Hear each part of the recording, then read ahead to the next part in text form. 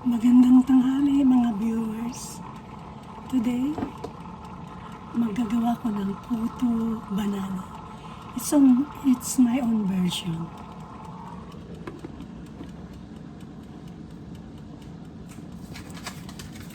Madali lang hong gawin siya. Ibibigay ko sa inyo ang mga ingredients. Ang ingredients nito,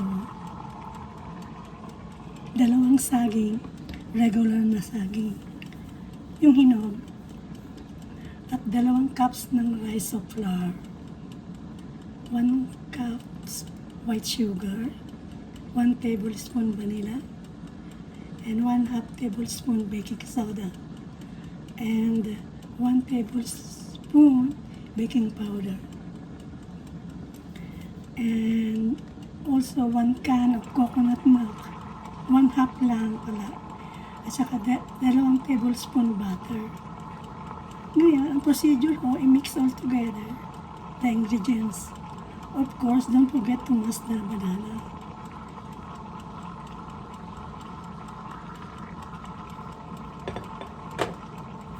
Tsaka bago nyo ilagay yung puto sa puto mold, huwag niyo hong kalimutan na i-brush ng margarine.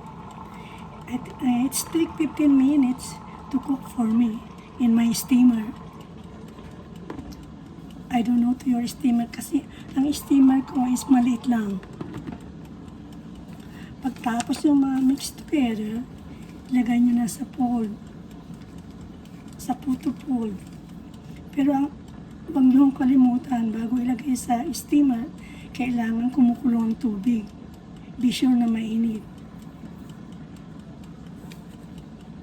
Yan, it takes 15 minutes.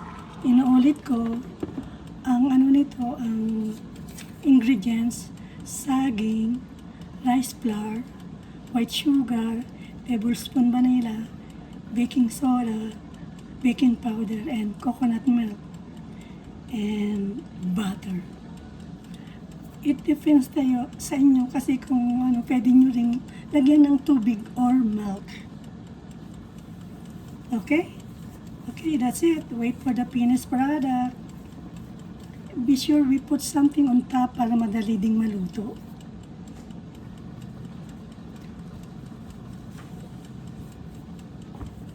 Ito, lalagyan ko siya ng pulang hand towel. Okay? Just wait for the finished product.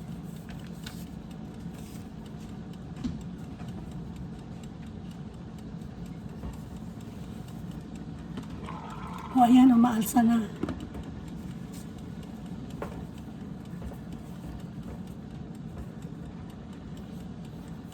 Inuulit ko, this is puto banana, my own version.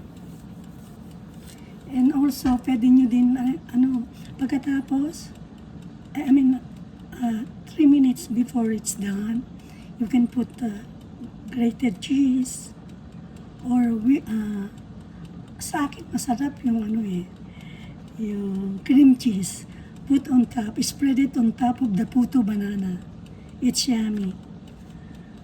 Ngayon mag-11 na sa amin dito sa East Coast, kaya pwedeng merienda. Pwede ding almusal with coffee or hot cocoa. Bahala na kayo kung anong time nyo kainin. Pero this is good, I tell you. Banana puto.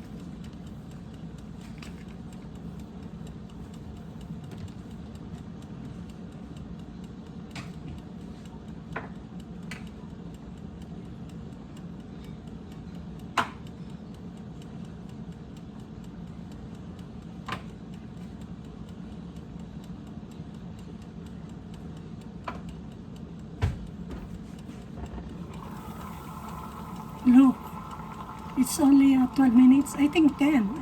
If I'm not mistaken.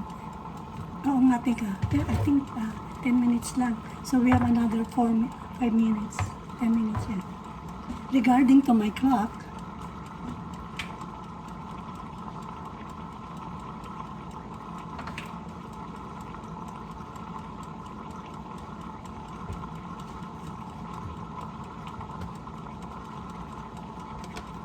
So, balik natin yung takip. Siguro mas magandang ganito, madaling maluto.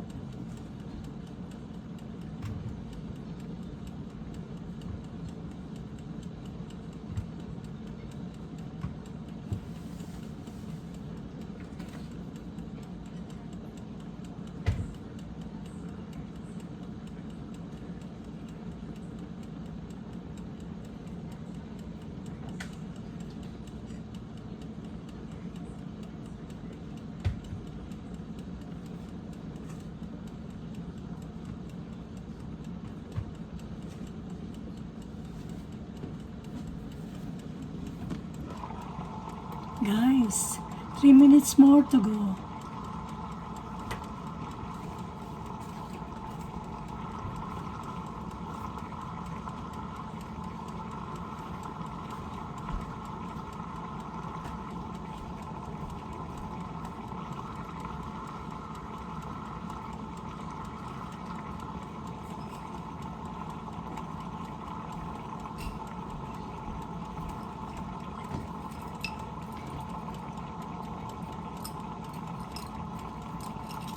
Be sure this is good and cooked right.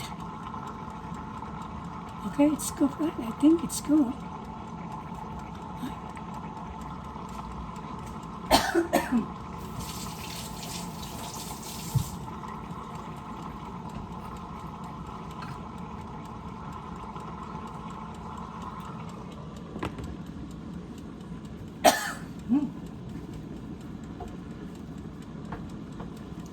Nasa mid ako. Sino kayo nakaalala sa akin?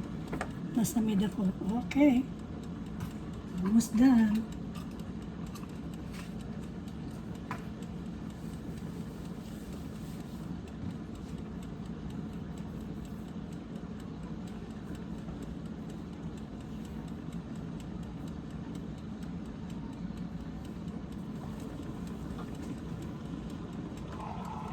Guys, luto na siya. So we have to put another set of, this time it's 6. That's my finished product, guys.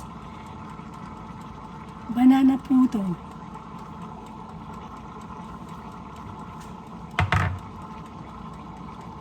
Salamat po. Don't forget to subscribe my channel, Elizabeth Carvey.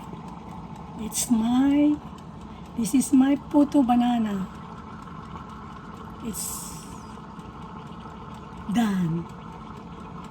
Salamat.